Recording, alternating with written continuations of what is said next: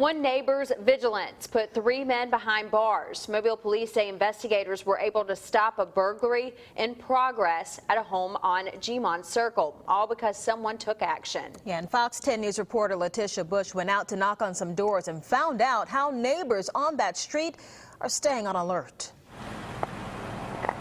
On Gmont Circle, there are statements of faith posted in yards and signs with a warning to criminals. But police say that didn't stop a burglary attempt. A simple phone call did. Police say when a neighbor noticed 3 men breaking into a home, he called the police. When authorities arrived, the men were still inside the home and were then arrested. That's awesome because, you know, us as neighbors living in the same neighborhood, we need to look out for each other.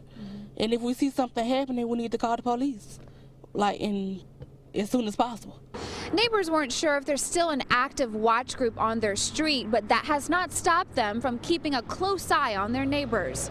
Raymond Diggs recently moved to Gmont. He believes his neighbors are looking out for him, but he also takes his own precautions. So I try to keep someone in the house at all times. If not, try to come back much as I could. Authorities say alarm system signs or stickers may deter crime, but neighborly vigilance will never grow old. Reporting in Mobile, Letitia Bush, Fox 10 News.